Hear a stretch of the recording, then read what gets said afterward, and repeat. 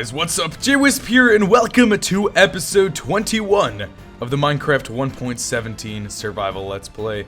Here we are back in the village, and if you weren't here in the last episode, you may be surprised because things look a lot different. Even since the last episode, I've worked more on making the village look absolutely amazing. We've added paths and fences and trees and new houses, and I'm really happy because for the first time, this village really feels alive with villagers and houses, and I feel like there's just a lot of life in the village now.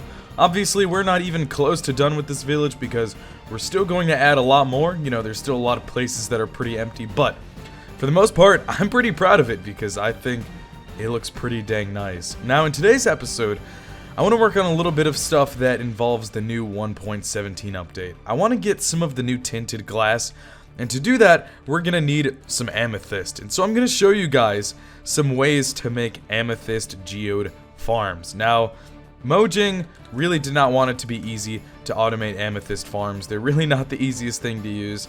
However, there are different ways of making farms. There's ways you can make it manual, ways you can make it automatic. So I'm going to show you guys some different ways you can make an amethyst farm. Now, before we start the farm, there's some information we should go over. Now, geodes contain amethysts, which are pretty rare. They're pretty hard to find. And one thing you should know is that they take quite a long time to grow. So if you want to make the most out of this farm, what I recommend is actually trying to find a cluster of geodes, or at least two geodes that are pretty close together. I have that one geode back there, and we also have this one not far away in this direction. Now you can find geodes fairly easily. There's lots of different methods you can use. You can even just listen around to try to find them, and you can find them. But what you have inside the geode is you occasionally have these budding amethyst blocks, and you can tell the difference because it has these little cracks in them, and these cracks will be all around the block, and these cracks are actually where the actual amethyst crystals come out of. They actually come outside. Now when you break the amethyst crystals, normally you'll get between 1 and 4 amethyst shards whenever you break it. However, Fortune 3 does work with amethyst crystals, and when you have Fortune 3, you can get anywhere from 4 to 16 amethyst shards. However, you have to be careful because if you see me right here, when you have efficiency 5 on your pickaxe, it pretty much instantly breaks the amethyst shards. However, if you have yourself a Fortune 3 pickaxe without any efficiency, it takes a bit longer to break, which is what I recommend. I recommend you get yourself a Fortune 3 pickaxe, just Fortune 3. No efficiency on it. That way you do not accidentally break the budding amethyst block, because with efficiency 5, as you can see, I just tap and I almost break the budding amethyst. You do not want to break the budding amethyst because that's the only place that your amethyst will grow. Now, there's some popular methods of making farms, and we're going to start off with pretty much the best and easiest, most well-known one, and that is with using water. So basically what you're going to do is you're going to walk inside your geode right here and break all of the amethyst blocks that are not budding amethyst blocks. So basically, all the amethyst blocks that just look like normal amethyst. Now, the reason we're doing this is because what we're going to do is fill the entire geode with water. That makes it really easy. Ooh, okay, I thought I broke a budding amethyst block.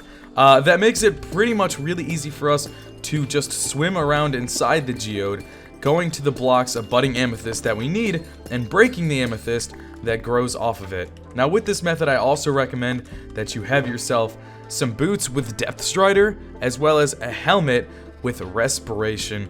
That'll make it easy so you can breathe under the water. You might also want some night vision potions if you want. Oh, I accidentally broke a budding amethyst block. It's okay. You might also want some night vision potions just so you can see a bit easier. But as you can see, be very careful when doing this because it is pretty easy to mess up. And what you also want to do is you want to make sure that every budding amethyst block is exposed on all 4 sides, even underneath, because amethyst shards can grow there. So we're gonna clear out this entire geode, and once I'm done, I'll be back with you guys for the next step. So once you're done, the entire geode is going to look like a mess, but that's okay. You should have a decent amount of blocks of amethysts, calcite, and smooth basalt, which are all really fun blocks to build with and actually complement each other really well. Now, like I said, make sure you try to get your budding amethyst. Oh, I didn't mean to do that.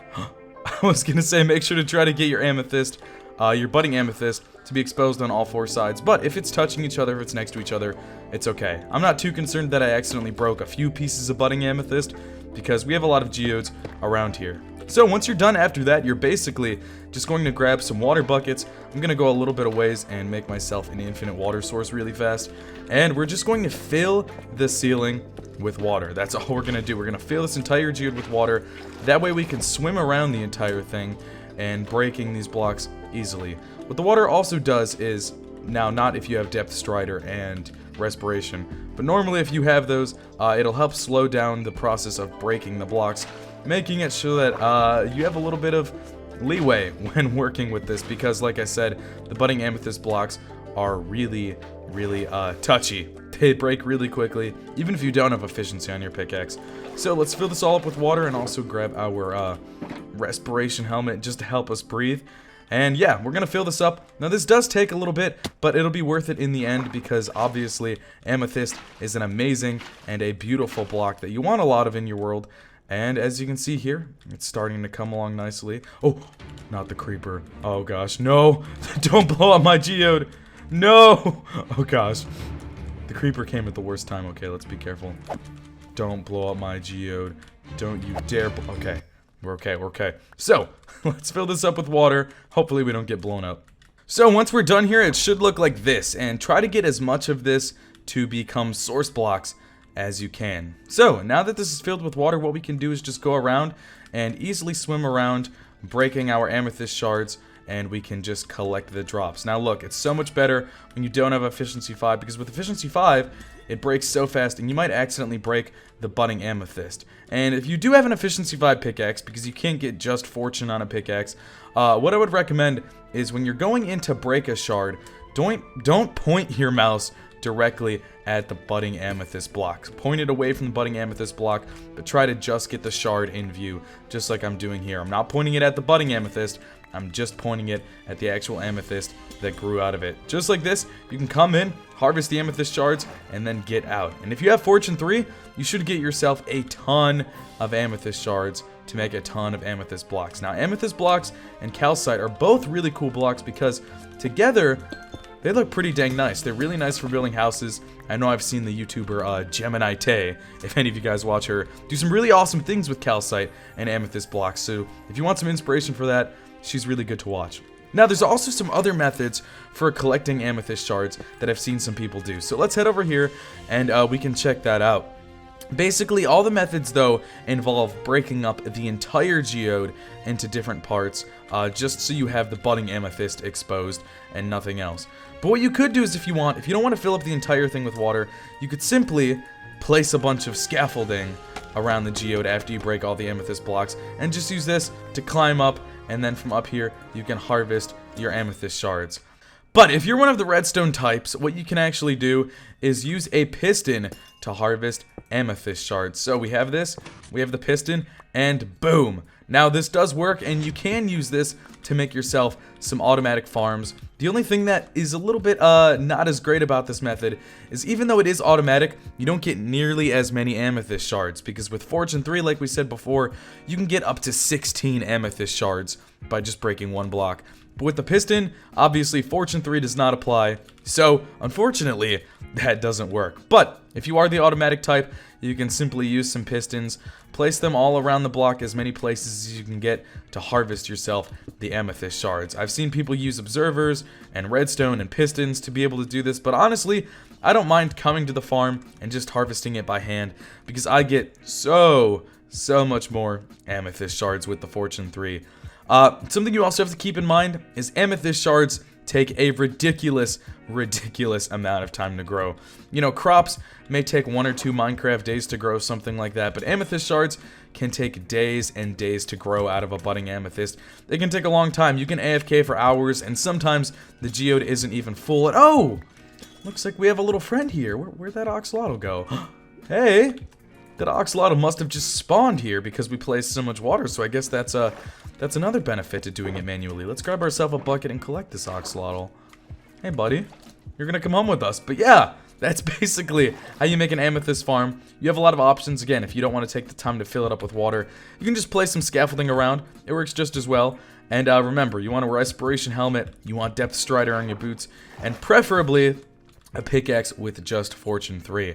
Now obviously if you just enchant a pickaxe in an enchantment table, you're almost always going to get efficiency with your fortune, but you can trade with villagers, the librarian, to get yourself just a fortune 3 book. There you go, buddy. Have fun swimming around with James Pond here. If you guys have any name suggestions for this axolotl, let me know. I kind of want to name it something. I think that'd be cool. Maybe something geode or amethyst related. But now that we have the amethyst farm, what exactly can you do with amethyst shards? Well, there's a lot you can do with amethyst shards, and you have a lot of really fun options that you can actually mess around with. So obviously, you can take your amethyst shards and just make yourself blocks of amethyst, which, you know, just look pretty cool. Can't do much with besides, you know, just look pretty and build with, but it's definitely a really fun building block. But there's some pretty cool things you can build with it. So if you take yourself an amethyst shard and then 2 copper ingots, you can make yourself the new spyglass. Now if you have Optifine, you already have the zoom feature. This is pretty much just the equivalent of the Optifine zoom feature, except it looks like the spyglass zooms in a bit more. But what you could simply do is just turn your FOV down with Optifine and zoom in, and it's pretty much the same thing. But the spyglass is still pretty fun, still pretty useful. I wouldn't ever really use it much in a survival setting, but I have a feeling that in servers, it can be pretty fun. Plus, you know, it looks pretty cool. Pretty cool when you use it. I wonder, can I use it if it's in my offhand? Oh, I can. I can hold my spyglass and something else at the same time. That's pretty cool. I can hunt people down. But also what you can do is make a really fun new block, which is tinted glass. Now we even had new glass added to Minecraft since the World of Color update, which was a long time ago. But what you're gonna do is just place your amethyst shards like this around a block of glass, and you will get yourself tinted glass. And I'm curious, can you make yourself tinted glass panes? I'm not sure. I think there's just tinted glass. Let's see. Maybe? Tinted? Nope. Looks like there's just tinted glass. No tinted glass panes. Maybe there is. Maybe it's just a weird, who knows? Maybe it's a weird crafting recipe. But here we have tinted glass. Now what makes tinted glass cool compared to other glass is, you know, the fact that it's tinted. It's a bit darker, and it makes for a nice look in certain builds. Let's just, let's grab our Silk Touch axe, break this glass for a second, and we can place some of our tinted glass. As you can see, the tinted glass actually has a really nice color to it. It has this dark color, and it doesn't let in any light compared to normal glass. So whereas normal glass lets in a little bit of light, tinted glass doesn't. So let me show that off for you guys really fast. So here's normal glass, and even if this glass was stained black, it would let in this same amount of light. It lets in the full light from the sun. But here we have the tinted glass, and as you can see, light will not pass through it. So if we head down here, and we take this and we take our dirt and block it off, you know, there's a good amount of light in here. But if we head over to underneath the tinted glass and block it off, you can see it's really dark. So the tinted glass can be used for a lot of, you know, really fun things. Plus, you can break the tinted glass without Silk Touch and get the tinted glass back. Normal glass, you don't get it back if you're not using Silk Touch, but tinted glass, you can just use your bare hands and get it back. Probably because the amethyst makes it a bit sturdier, so it's not as fragile as normal glass. So this can be used for a lot of really cool lighting effects in your house. Plus, like we talked about before, I think the tinted glass just has a really nice color to it. I really like the color. I think it looks just a bit better than black or gray stained glass, which both are pretty cool glass colors, but I think it looks pretty dang awesome. It goes well with a lot of blocks, and it's a really fun block to build with. So one more thing I should mention about why spyglasses are cool is because there's actually 3 new achievements associated with the spyglass. The first one is using the spyglass to look at a parrot, the second one is using the spyglass to look at a ghast, and the third one is to use the spyglass to look at an ender dragon, and you will get a new achievement for each of those. So if you're an achievement hunter or trying to beat your friends in achievements, use the spyglass. It's really fun to mess around with. Well, anyways guys, that's all for today's episode. I really hope you guys enjoyed. If you did end up enjoying, please consider leaving a like, subscribe, all that good stuff. But anyways, my name is JWhisp. Thank you guys for watching, and I will see you all in the next episode.